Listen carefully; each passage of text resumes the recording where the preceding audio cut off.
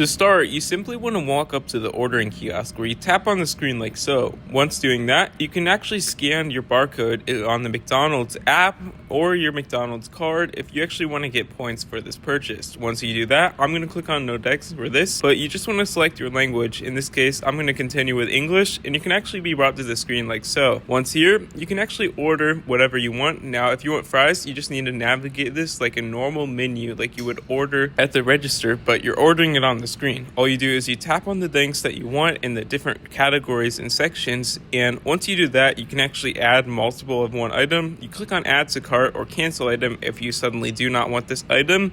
And once you're actually ready to check out, you can see your total bag at the bottom. We click on view my order, and you can actually choose here or to go. In this case, I'm going to do to go, and you can actually deny if you want to sponsor them, and you can actually continue to order and just see your entire order on the screen right here. In this case, I have one thing, but if you have multiple, it'll show it here, and you can actually see that's how you would use